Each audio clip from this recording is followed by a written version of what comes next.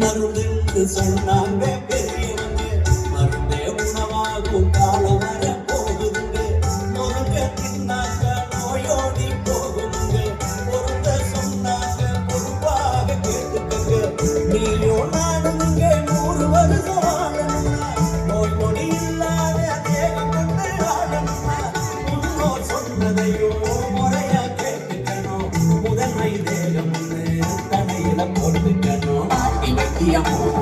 நாட்டு சமையலும் நாக்க உறவைக்கும் பிரித்து கைமணும். ஆறு சுவைகளை நானும் சேர்க்கணும். ஆரோக்கியமா வாழ அதுக்கு துணை வரும்.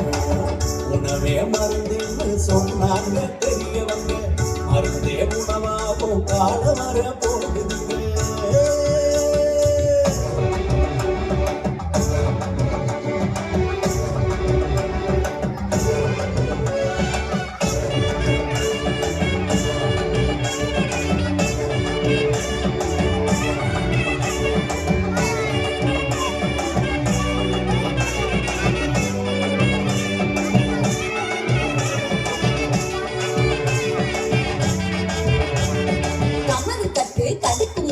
கடிச்சுட்டீங்க கடலை மிட்டாய், வாய் வணக்கம் சூண்ட மிட்டாய், வலிந்து வரும் தேன் மிட்டாய், கிழங்கு பழம், கொடுக்கா புளி, உப்பு போட்ட ஒட்டு மாங்க, கலாக்காய், கொய்யாக்காய், கட்டி விட்டோம், பனங்கிழங்கு, பொட்டு கடலை, பொரி உருண்டை வாங்கி தின்னு பாரு.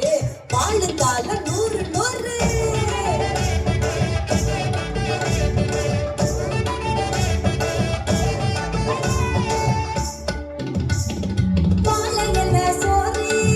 வயிற்றுக்கு நன்மை மருந்த உணவு எல்லாம் உடுப்ப சேர்த்துக்கணும்.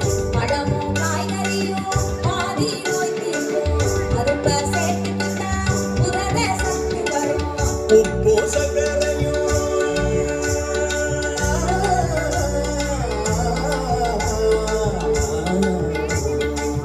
உப்பு சர்க்கரையும் அளவை குறைச்சிக்கணும்.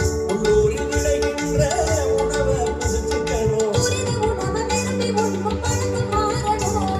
தூய தேகம் வேணும், நாம் அதுவை தவிர்க்கணும்.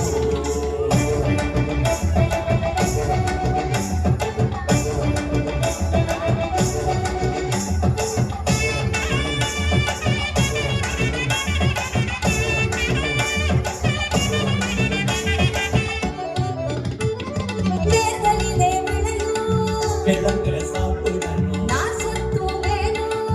பண்டம் சாப்பிடணும்.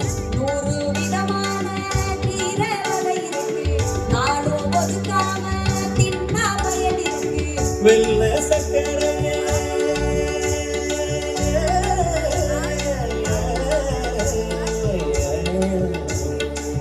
வெள்ளை சர்க்கரையே வினைய கொண்டு வரும். வீட்டு சமையலுங்க ஊட்ட சத்து வரும்.